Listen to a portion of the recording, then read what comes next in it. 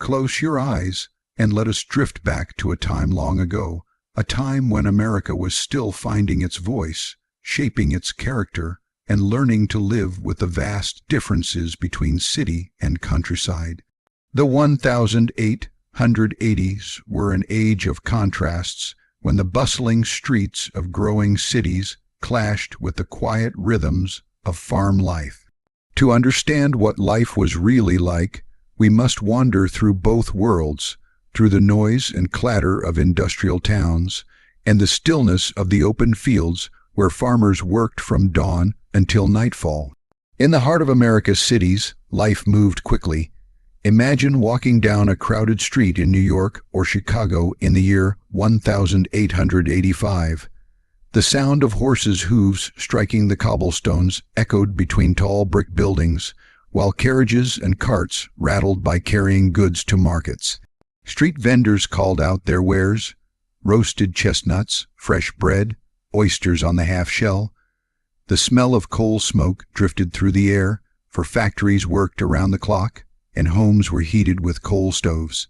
The streets were alive with languages from across the world. Irish, Italian, German, Yiddish, and Polish voices blended together as immigrants crowded into neighborhoods, searching for work and opportunity. Tenement houses rose up along narrow alleys, each packed with families who shared small rooms and lived close to one another. In the evenings, music floated from saloons and theaters, and the glow of gas lamps lit the sidewalks. There was energy, excitement, and possibility in these urban centers, but also hardship, long hours in dangerous factories, poverty, and overcrowding. Contrast this with the countryside, where life followed a slower and more predictable rhythm. Picture a family farm in Kansas or Ohio, or perhaps in the plains of Nebraska. The day began with the rising sun, as the farmers stepped out to feed the animals and milk the cows. Horses were harnessed to plows, and fields were tilled by hand and muscle. Children helped with chores, carrying water, gathering eggs, or chopping wood. The home was simple, often built of wood or stone, with 1 or 2 rooms serving the whole family. Light came from kerosene lamps and warmth from a wood burning stove.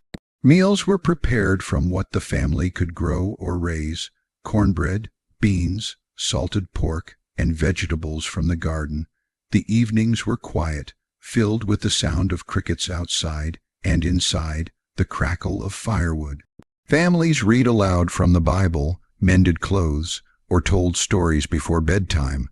Unlike the cities, where noise never seemed to end, the countryside offered a kind of stillness that wrapped around life like a blanket. Yet neither life was easy. In the cities, factory workers toiled 10 or 12 hours a day, 6 days a week, often for low wages. Children worked in textile mills and coal mines. Their small hands and bodies used to crawl into spaces adults could not reach. Accidents were common, and safety was rarely a concern for employers. In the countryside, farmers faced the unpredictability of weather. A season of drought or a sudden hailstorm could destroy an entire crop and leave a family struggling to survive. Tools were simple, and every task required labor from dawn until nightfall. Yet even with these challenges, there was pride in the work, a sense of independence in living close to the land. Transportation connected these two worlds in new ways. Railroads expanded rapidly in the 1880s, bringing city goods to rural towns and carrying farm produce back to urban markets. A farmer in Iowa could now ship wheat to Chicago, while city dwellers might receive butter or cheese from the countryside. The railroad stations themselves became hubs of life, places where people gathered, exchanged news, and dreamed of destinations far away. For the rural family, the train whistle was a reminder of the wider world beyond their fields. For city people, it was a link to the places where food and raw materials came from. Clothing, too, revealed the differences. In the city, businessmen dressed in suits, waistcoats, and bowler hats, while their wives wore long skirts, corsets, and fashionable hats adorned with feathers.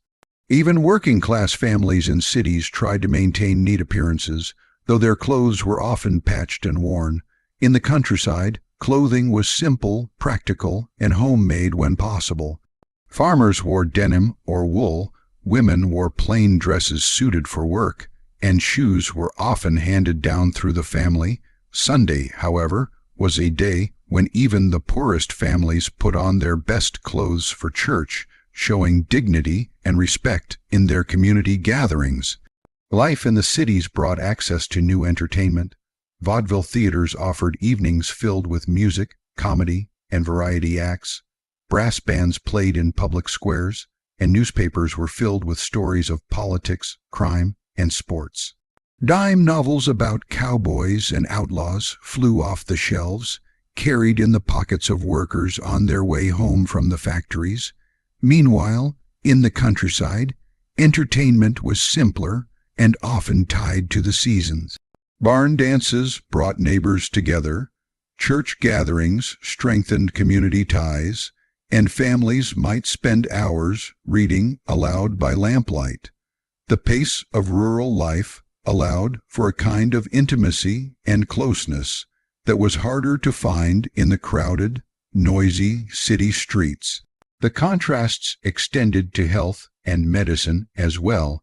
In the cities, doctors were available, though medical knowledge was limited and treatments were often rudimentary. In crowded neighborhoods, diseases like cholera and tuberculosis spread quickly, worsened by poor sanitation and lack of clean water. In the countryside, families relied on home remedies, herbal mixtures, and the wisdom passed down from previous generations. Doctors might take hours or days to arrive by horse and buggy, and many illnesses had to be endured without much treatment. Life expectancy was shorter, and death was a familiar presence, especially among infants and children. Yet through both urban and rural struggles, communities offered support.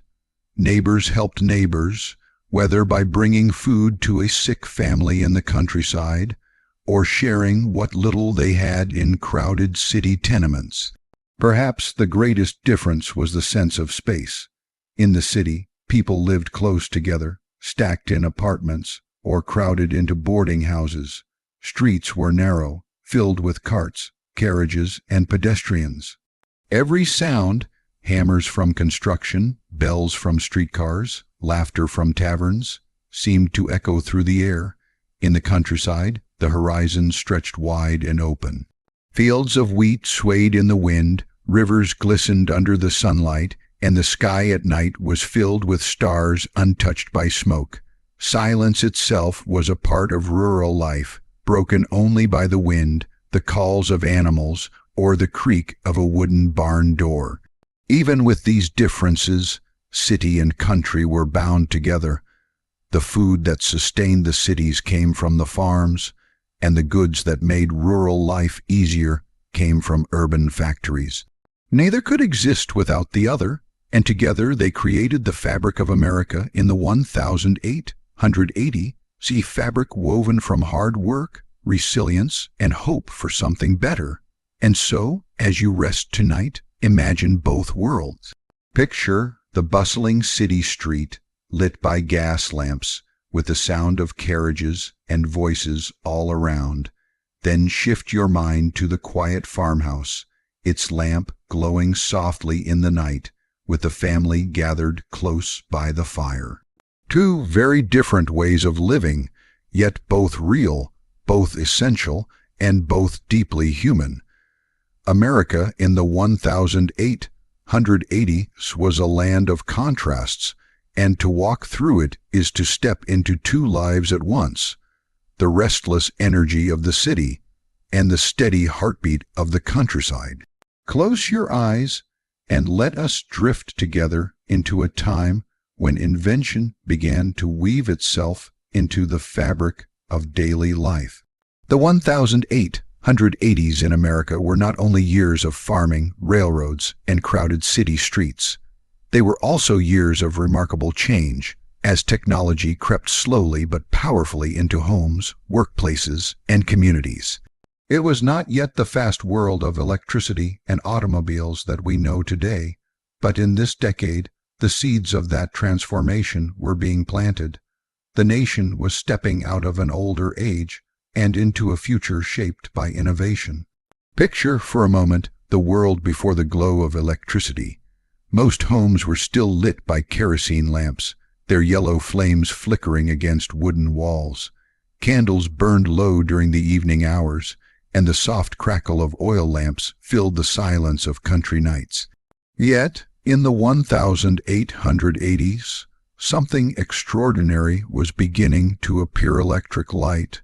In 1879, Thomas Edison had perfected his incandescent bulb, and during this decade, cities like New York experimented with the installation of electric streetlights. Imagine the awe of citizens who, for the first time, saw darkness pushed away by a steady, glowing lamp powered not by flame, but by invisible energy traveling through wires. At first, it was only the wealthy and the adventurous who could afford such a novelty, but gradually, electric light began to mark the dawn of a new era. Alongside electricity, the telephone began to transform communication. In 1876, Alexander Graham Bell had spoken his famous words, "Mr. Watson, come here, I want to see you." By the early 1880s, telephones were slowly finding their way into businesses, hotels, and the homes of the fortunate few. Conversations that once required letters and days of waiting could suddenly be carried out across miles in real time.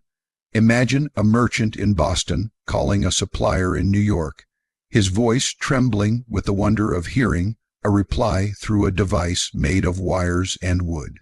For many ordinary families, the telephone still seemed like something from science fiction, but its existence carried with it the promise that human connection was about to change forever. Transportation was another realm of revolution. The railroads, already powerful by the 1870s, reached even greater dominance in the 1880s. Vast networks of steel rails crisscrossed the nation, linking the Atlantic to the Pacific, tying small farming towns to enormous cities. For the first time, a farmer in Kansas could send wheat to Chicago, or a rancher in Texas could ship cattle to the slaughterhouses of the Midwest, knowing that their goods would arrive in distant markets. Towns that had once been isolated suddenly pulsed with new life when a railroad depot was built. The whistle of the train became a symbol of opportunity, of connection, and of the wider world. Passengers could now travel across the country in a matter of days instead of months. The 1880s were a decade when America shrank in distance, not because the land itself grew smaller, but because technology brought faraway places closer together. And yet, for all these marvels, much of the nation still lived in a world that was closer to the past than the future. In rural homes, water was still carried from wells, clothes were scrubbed on washboards, and cooking required chopping wood for the stove. Even in cities, most people had never seen electricity or touched a telephone. Technology was not yet universal.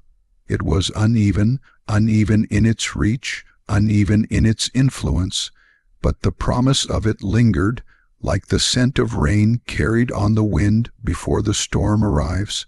Factories were alive with new machines. The 1880s were part of what historians call the Second Industrial Revolution, a time when steel replaced iron, when large machines hummed in textile mills, and when inventions reshaped industries. The typewriter became a new tool for business, allowing clerks to produce documents faster and more neatly than ever before. In 1884, a young man named Christopher Sholes developed improvements that made the typewriter practical for offices, and soon the steady click of keys echoed through company buildings.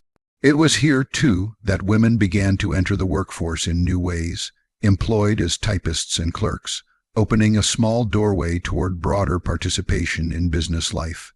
In agriculture, technology crept onto the farms in the form of mechanical reapers and improved plows.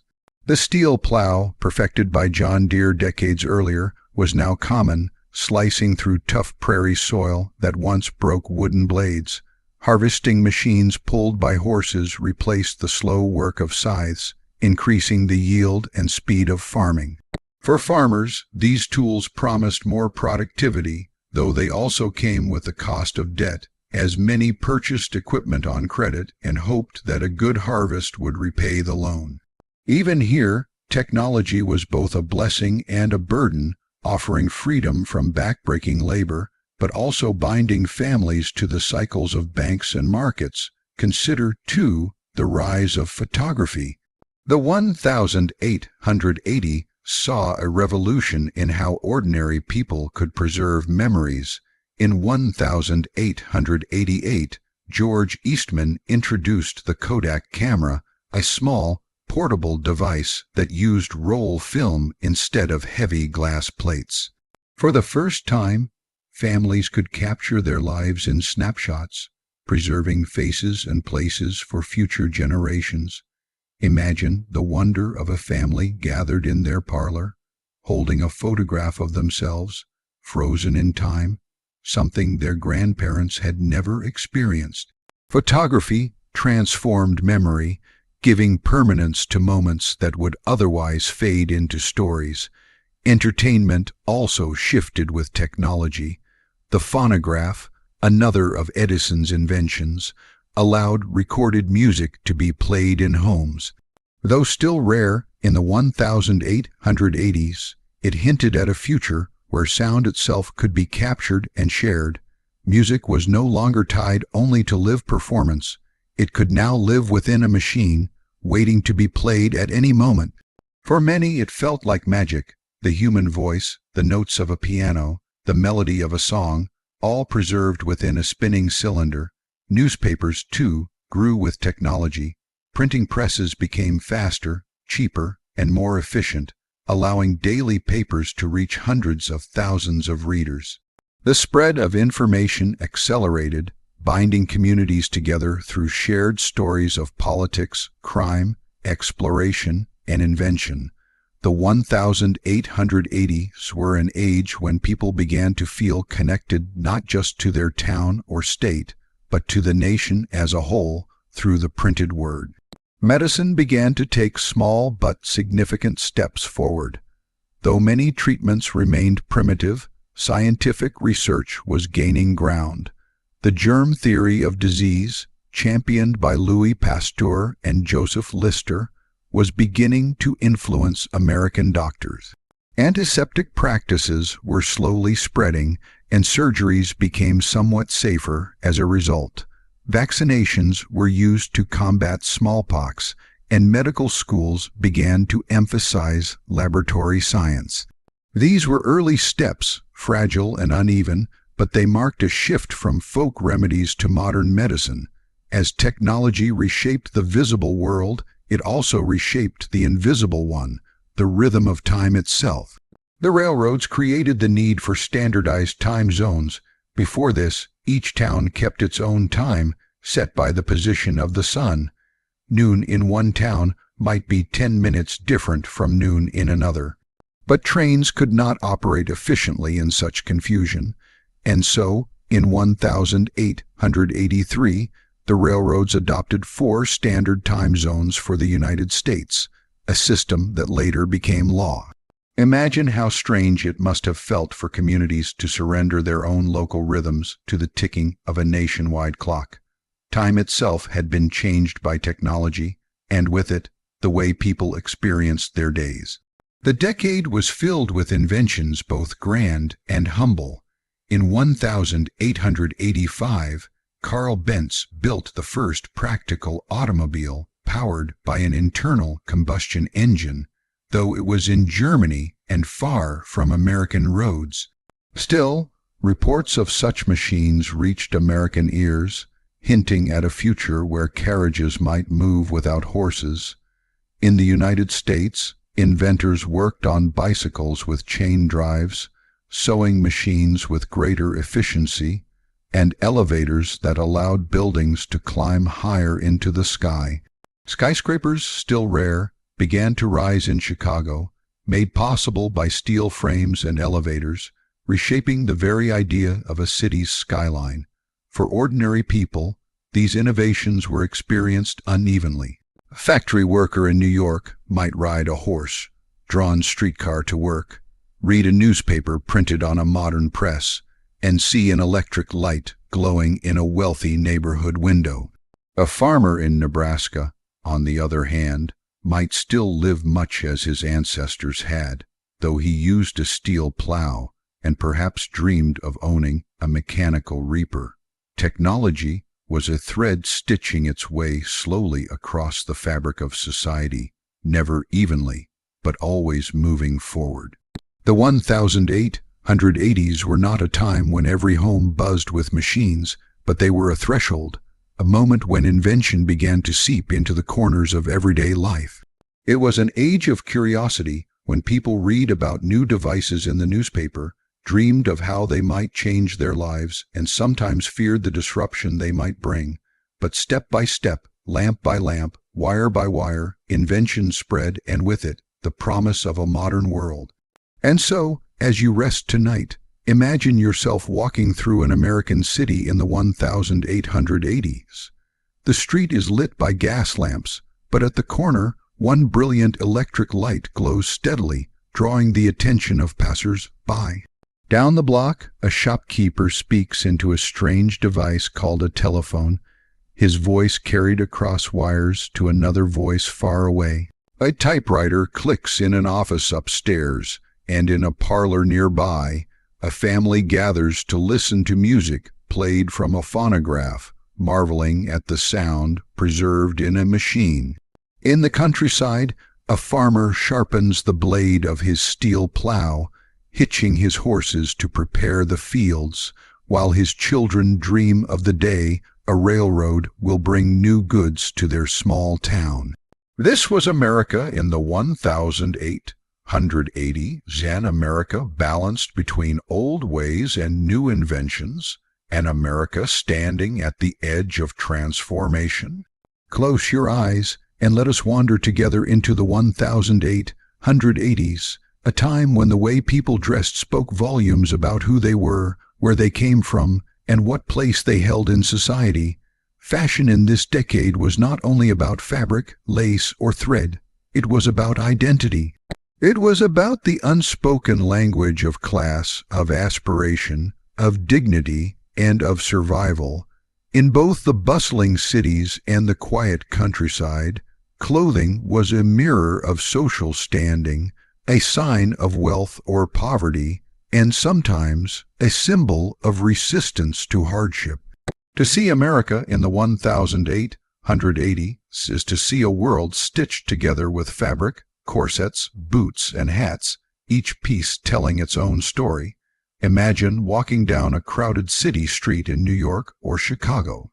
The men stride past in wool suits, fitted waistcoats, and starched collars.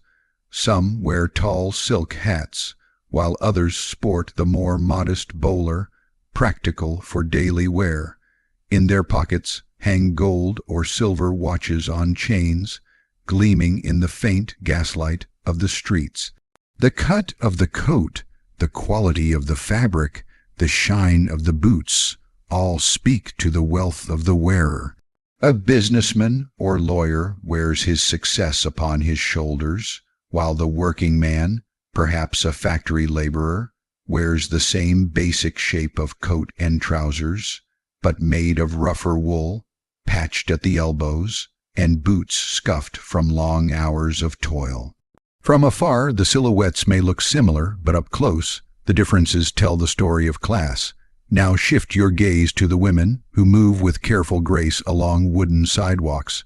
For the wealthy, fashion was elaborate, almost architectural in its construction. Corsets cinched the waist tightly, creating the hourglass shape that defined the era. Skirts were layered, often with bustles at the back to give volume and shape. Fabrics ranged from silks and satins to velvets, adorned with lace, ribbons, and beads. Hats were decorated with feathers, flowers, and sometimes entire small birds, perched delicately as ornaments above the brim. Gloves were essential, not only as a matter of style, but as a sign of refinement. The wealthy woman's outfit was not only beautiful, but impractical for hard labor. It was clothing meant to display status rather than enable work. But fashion was not only for the wealthy. Working class women, immigrants, and those in rural communities dressed very differently.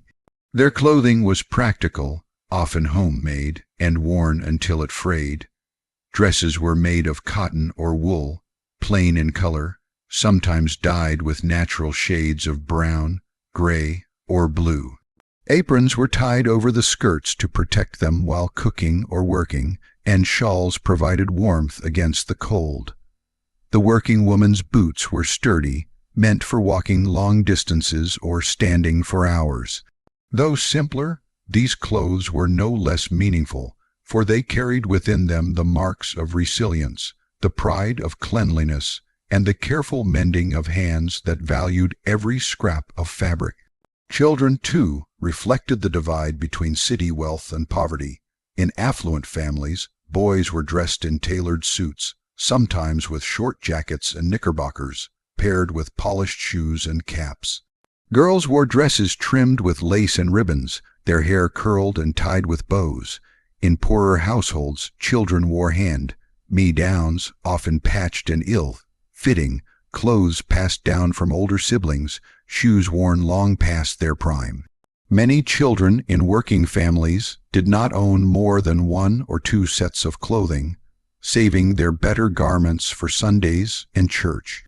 Yet even the poorest families, whenever they could, tried to present themselves with dignity on the Sabbath, donning their best clothes as a way of honoring the day and showing respect to their community. The countryside told a quieter story of fashion, one less influenced by European trends and more by necessity.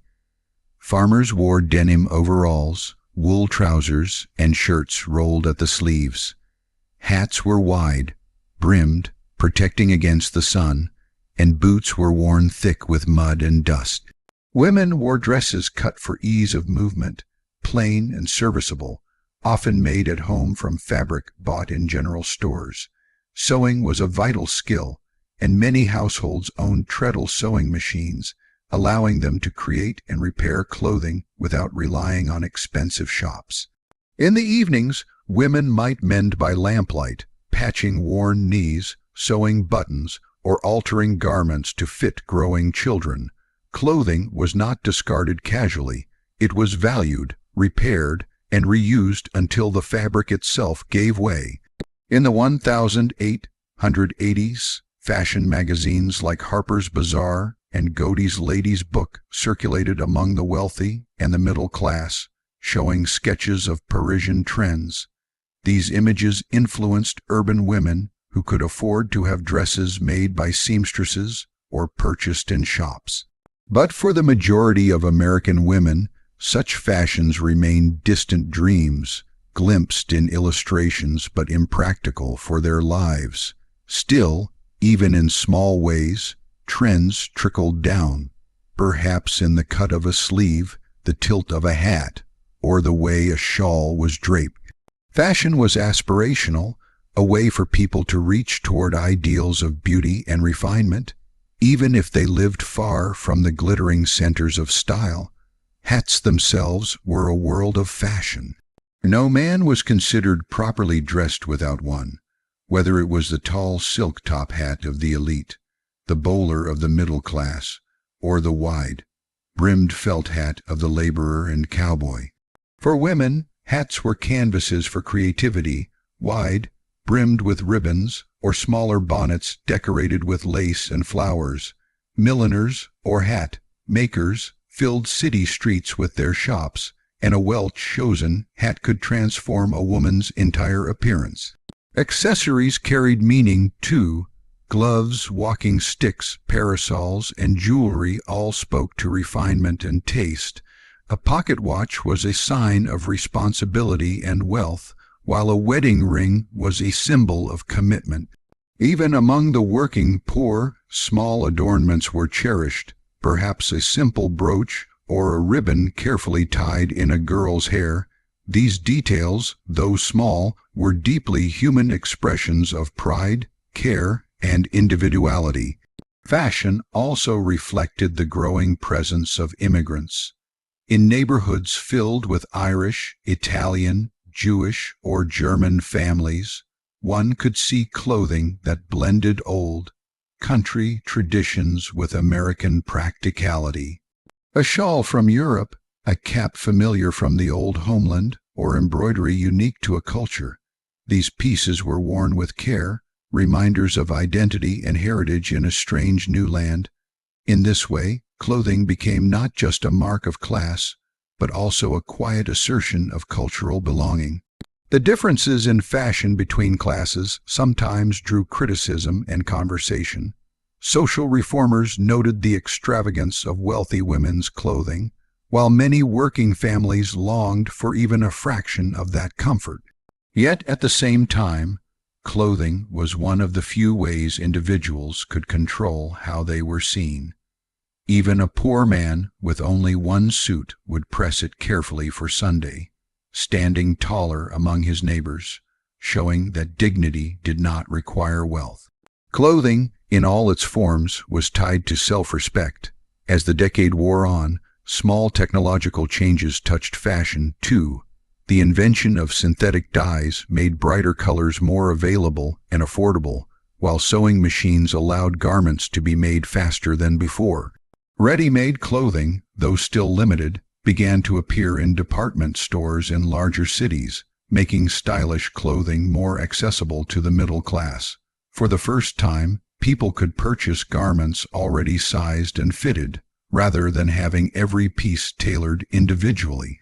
This shift hinted at the rise of modern consumer culture. In every detail, fashion told the story of 1880s America.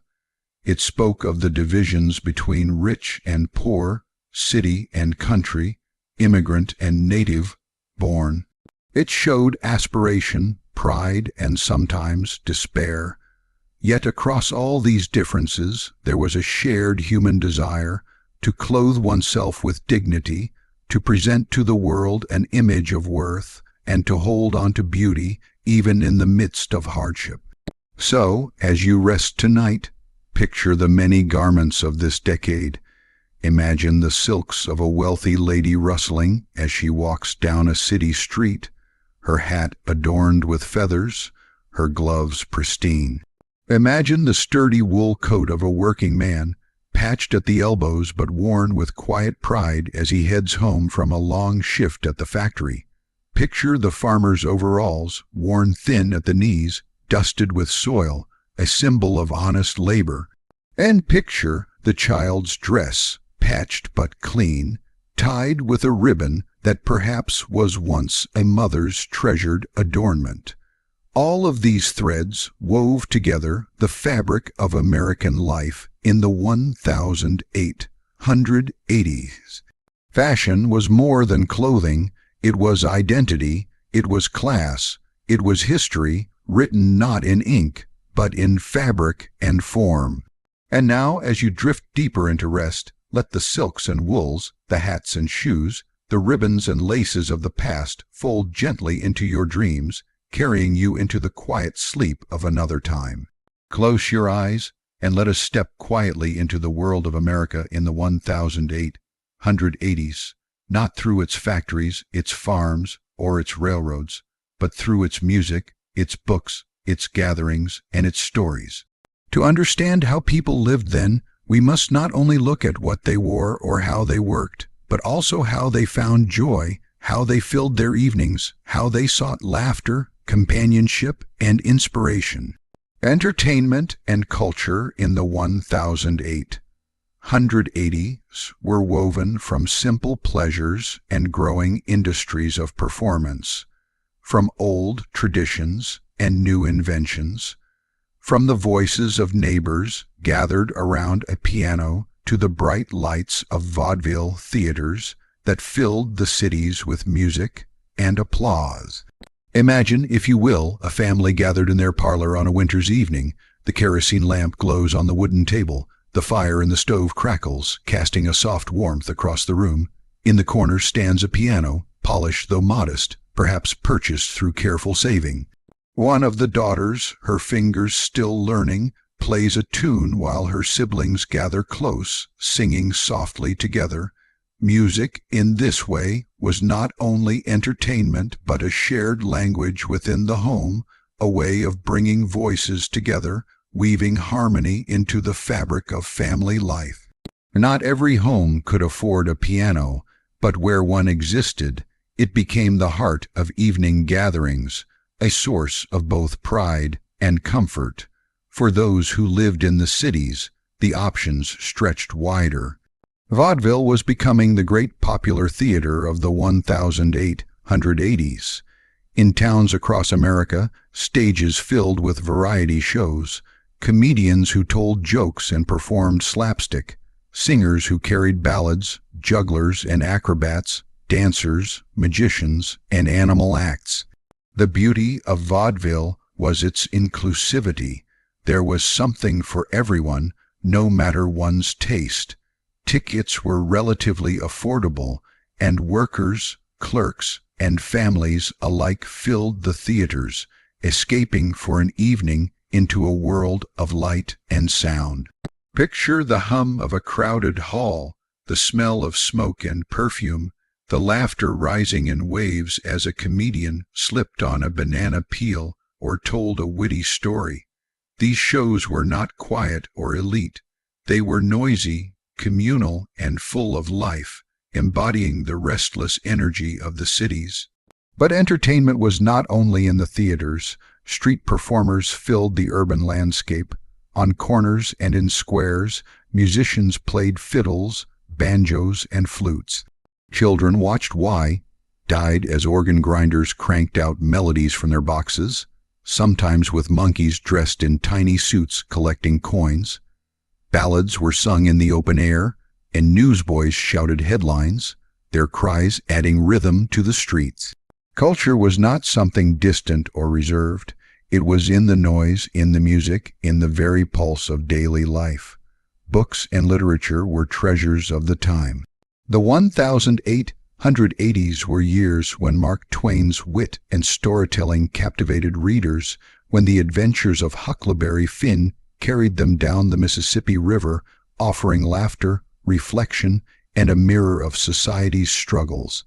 In cities and towns, people passed books hand to hand, borrowing from friends or libraries, savoring the chance to escape into stories.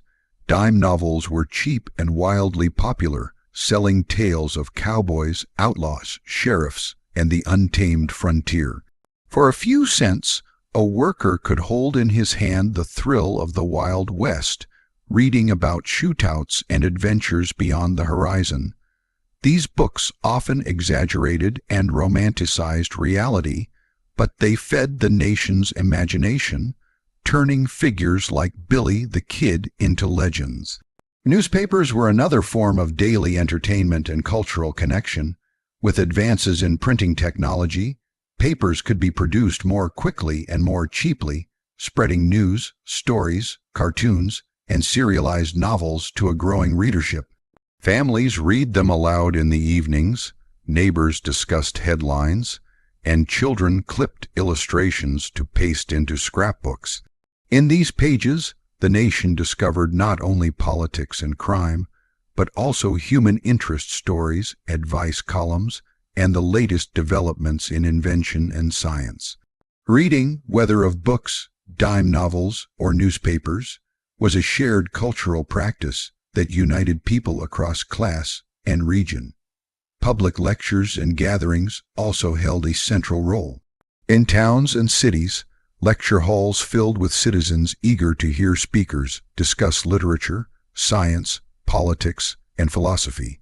The Chautauqua movement, which began in the 1870s, spread through the 1880s, offering educational assemblies that combined learning with entertainment.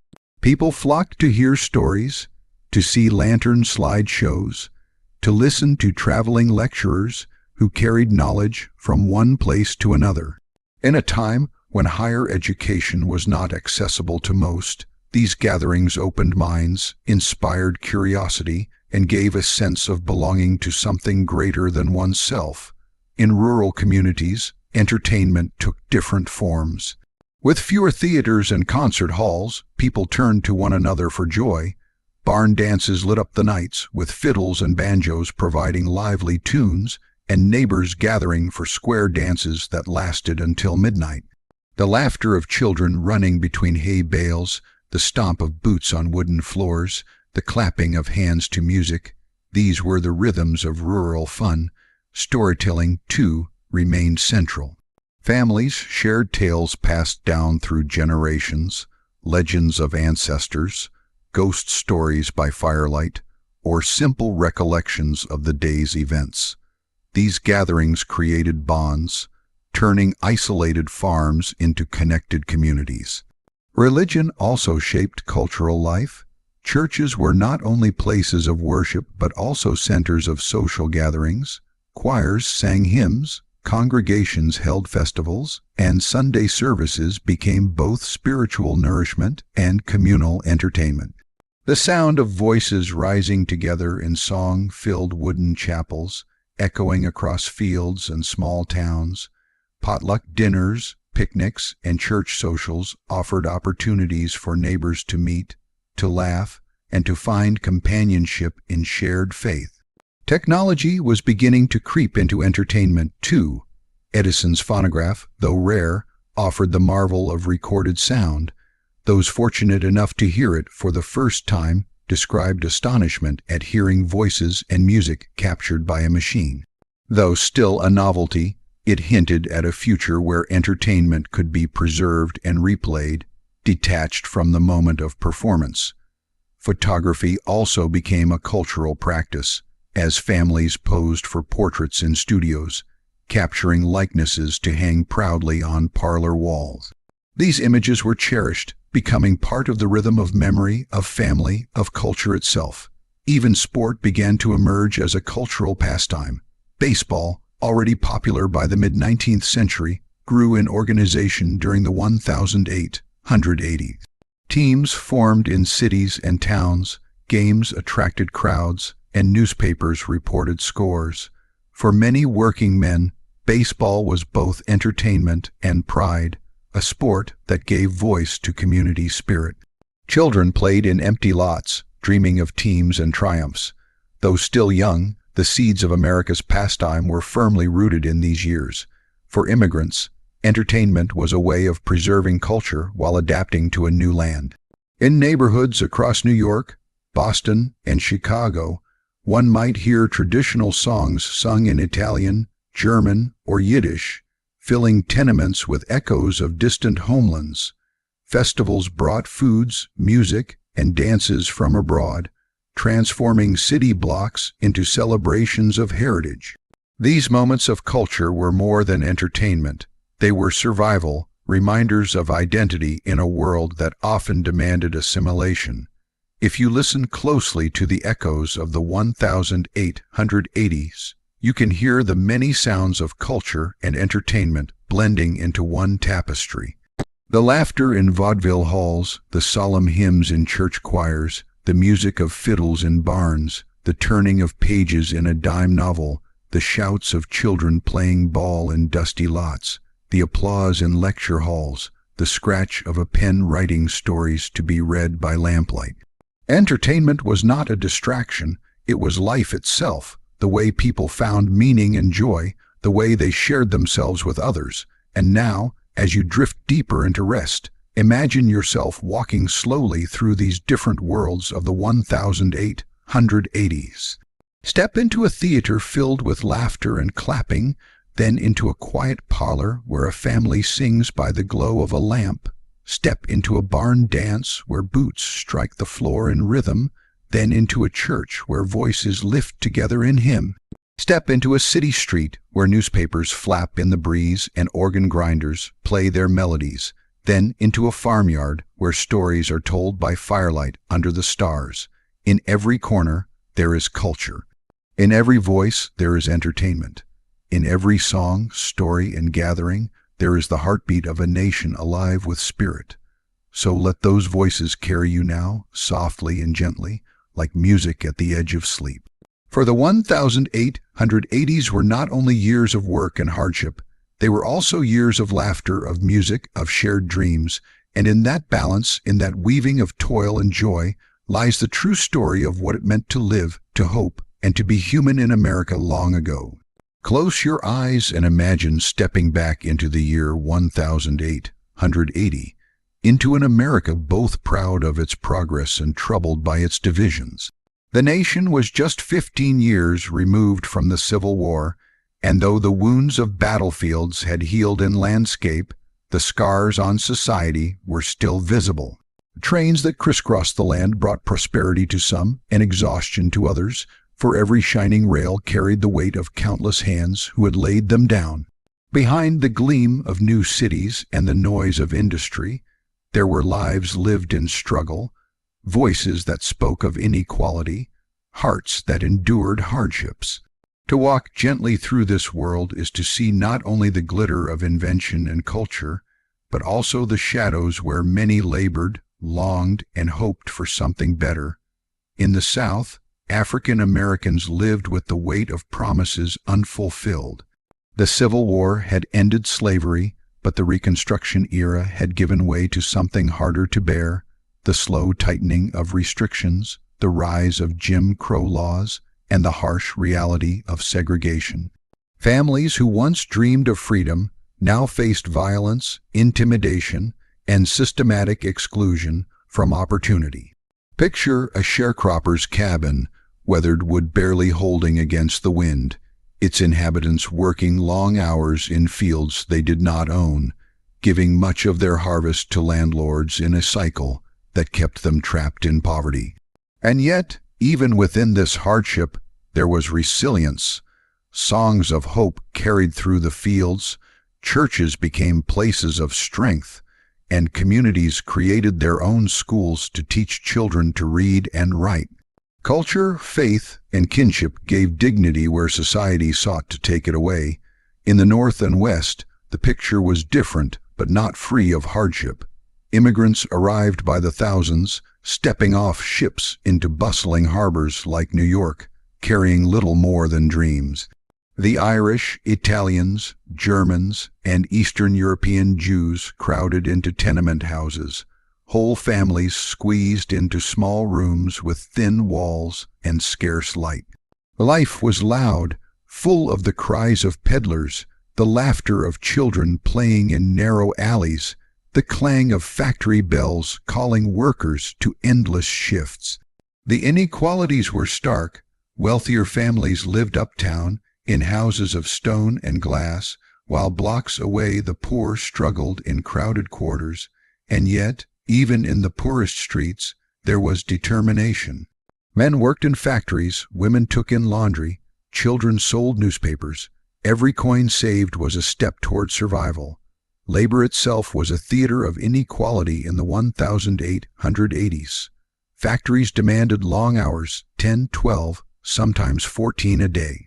There were few protections, few laws to shield workers from danger or overwork. Children as young as 8 or 9 worked in textile mills, their small hands quick at fixing threads, their bodies growing tired in the noise of machines. Men labored in coal mines, descending each day into the darkness, lungs filling with dust, wages often just enough to buy food and pay rent to company-owned housing. Women found employment too, many in garment factories, stitching clothing from dawn until dusk, often for meager pay. These inequalities gave rise to labor movements, strikes, and protests, but they also caused fear, for striking meant risking not only wages but sometimes life itself. The Haymarket Affair in 1886 became a symbol of the tension between workers and authorities, an event that left its mark on the labor struggle. For women, the 1880s were years of slow but steady steps toward change. In most states, women could not vote, and their opportunities for education and work were limited. Society often confined them to the domestic sphere, expecting obedience, modesty, and silence. Yet women began to push against these boundaries. Some became teachers, writers, or reformers. Groups advocating for women's suffrage grew louder, calling for equal rights at the ballot box. Others turned their energy toward social reforms, founding charitable organizations, settlement houses, and movements against alcohol. Picture a parlor meeting, women gathered around with pamphlets and pens, discussing the future with determination. It was not yet the age of victory, but the seeds were planted, and their voices began to rise. Inequality was also etched deeply into the experiences of Native Americans. By the 1880s, many tribes had been forced onto reservations, their lands taken by settlers, their traditions suppressed. The government pursued policies aimed at assimilation, sending Native children to boarding schools where they were forbidden to speak their languages, forced to cut their hair, and taught to abandon their heritage. These efforts caused generational pain as cultures were fractured and families torn apart. Yet traditions survived in secret, carried in stories told by firelight, in dances performed quietly, in songs whispered from parent to child. Even under pressure, identity endured. Across the Pacific, Chinese immigrants faced particular hardships. They had helped build the railroads, their labor vital in linking East and West, but by the 1880s, they were met with hostility and exclusion. The Chinese Exclusion Act of 1882 barred further immigration and deepened prejudice. Communities were harassed, denied rights, and driven from towns. Still, in places like San Francisco, Chinatowns formed, vibrant enclaves where traditions, foods, and festivals preserved a sense of home. Lanterns glowed in narrow streets, dragon dances filled the air with color and rhythm, and temples offered solace in a land often unwelcoming. The inequalities of wealth and class were stark.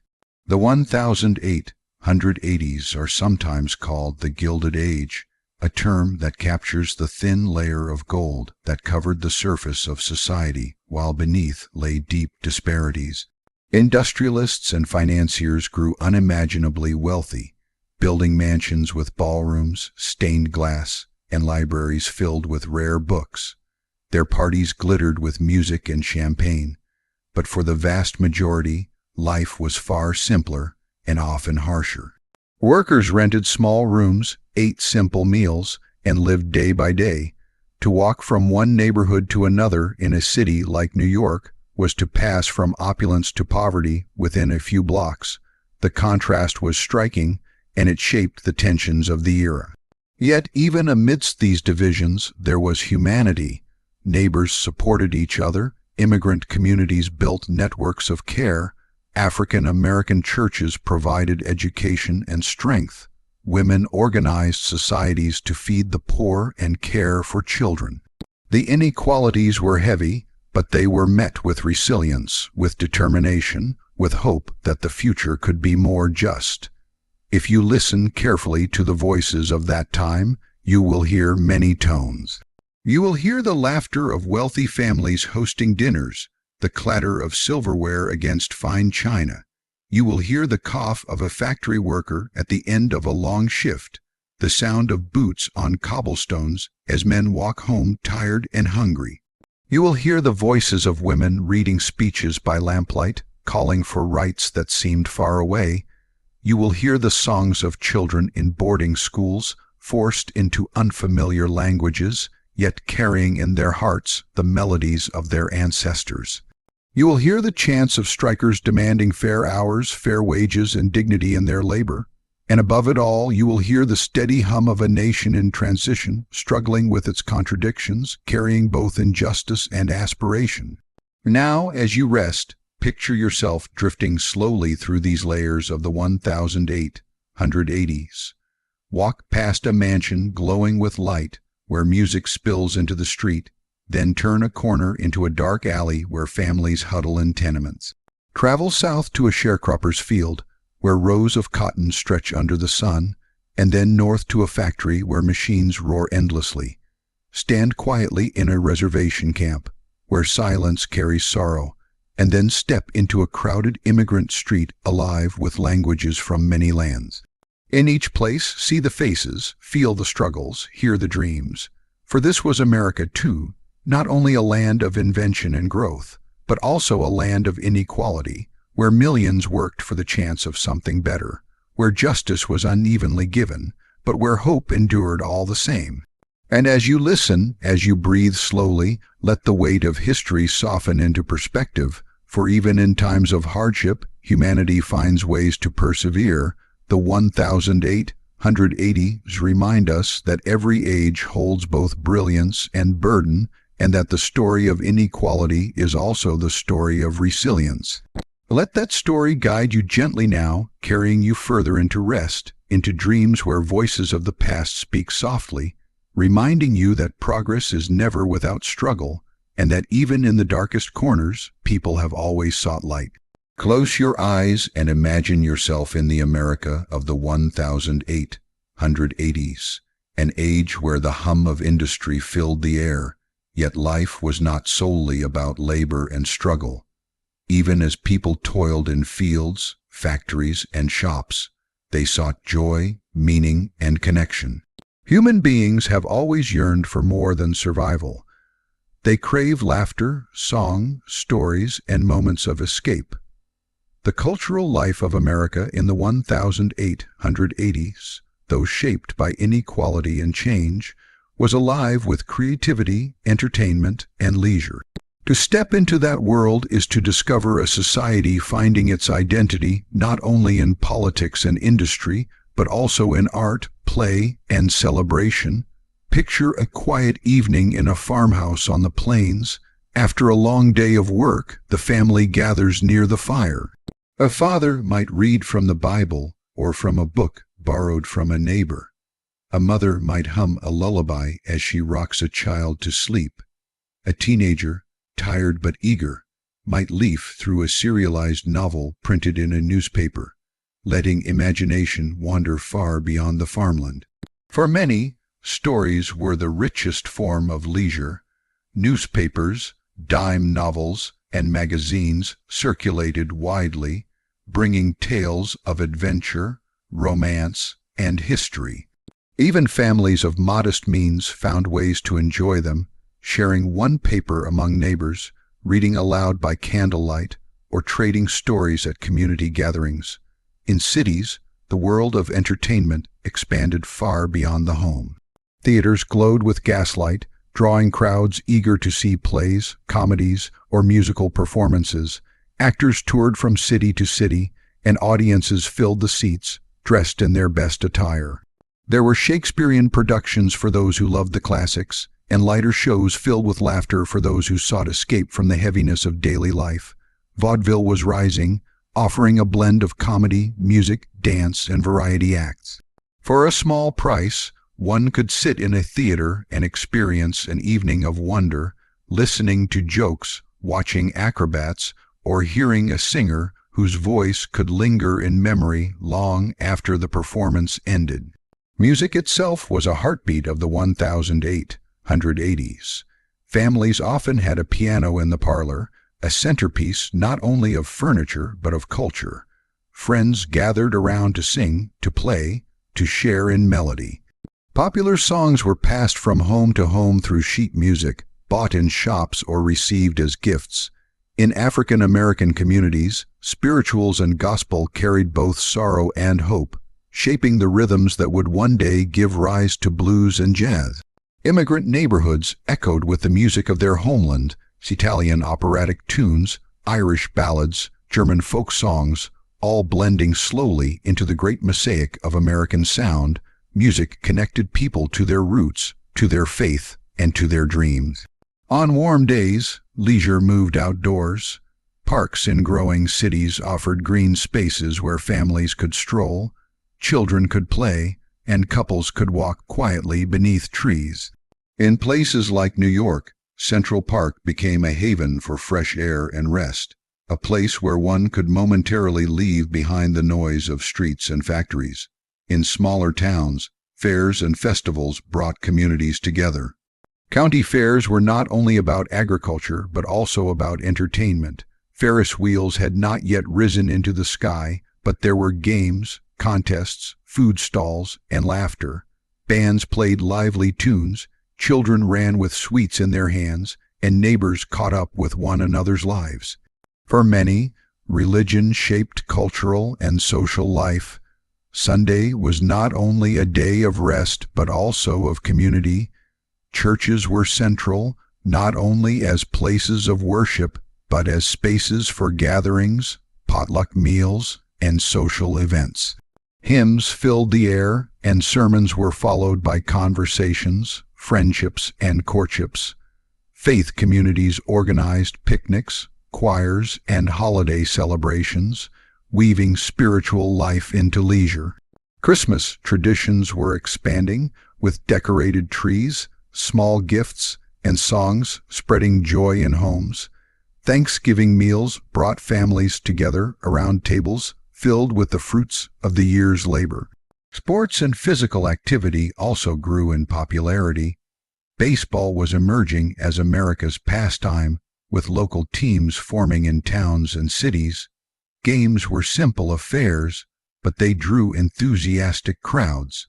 Young boys played in fields with homemade bats, dreaming of victories.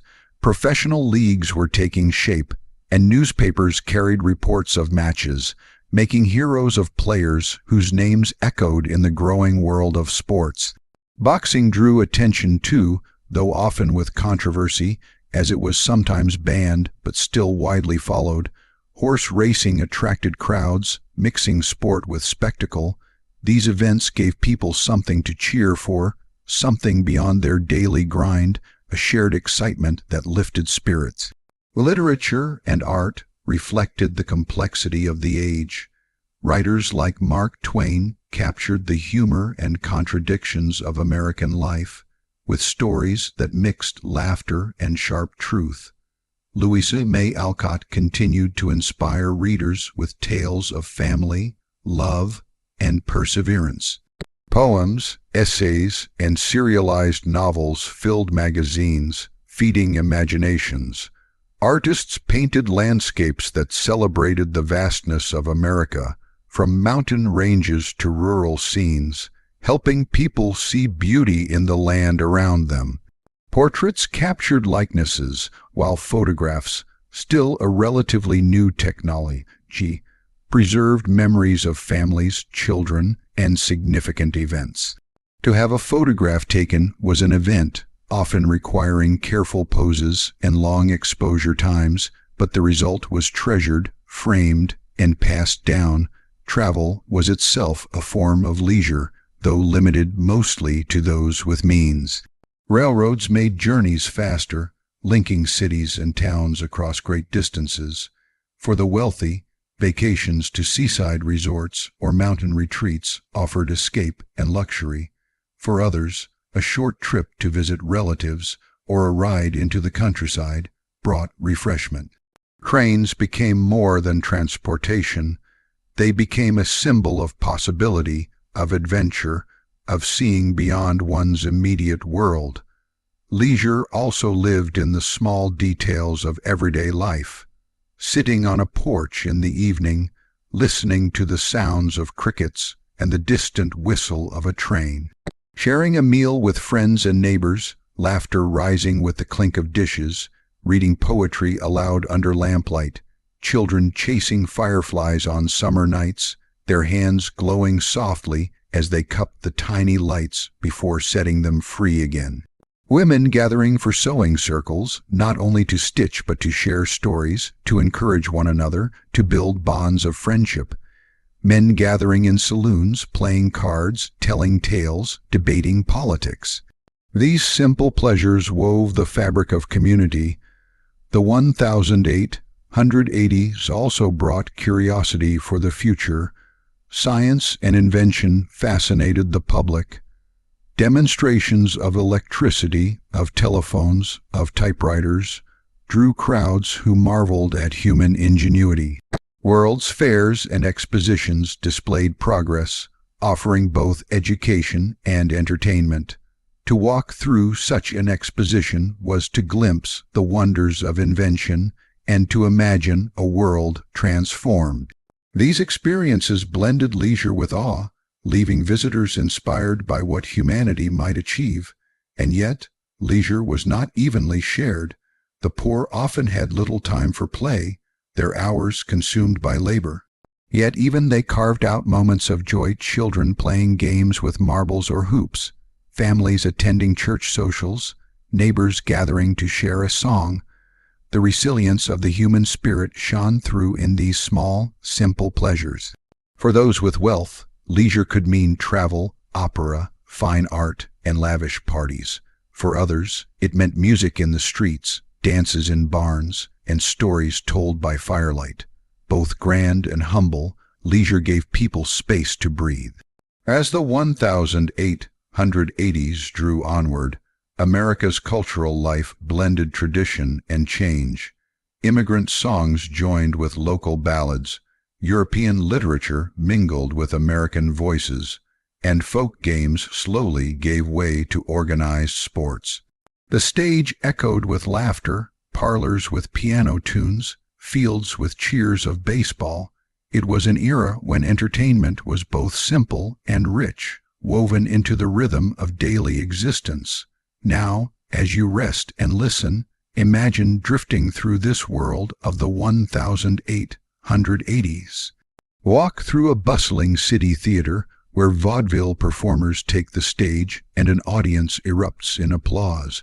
Stroll into a quiet farmhouse where a family reads together, the only light coming from flickering candles. Wander through a summer fairground, smelling roasted corn, hearing fiddles play, watching children laugh. Step into a parlor where friends sing around a piano, voices rising gently in harmony. Picture yourself in a park, watching couples stroll arm in arm, while children sail toy boats on a pond. See the pages of a novel turning slowly, hear the soft notes of a hymn, feel the joy of small and grand gatherings alike. In this, you touch the heart of the 1880s, not just the struggles of work and inequality, but the beauty of leisure, the strength of culture, the resilience of joy. For even in times of hardship, people have always found ways to laugh, to sing, to create, and to dream. That is the story of humanity, always seeking light, always finding comfort in shared songs, shared games, and shared stories. So let the images of this time drift with you now. Let the sounds of violins and laughter echo faintly as you close your eyes. Let the warmth of a candle-lit parlor or the glow of lanterns at a fair carry you gently into rest. For the cultural life of the 1880s was not only history, it was humanity, alive with the same longings we carry today. And as you drift further into sleep, know that every age, including your own, is made richer not only by work, but by the simple and timeless joys of art, of leisure, and of love.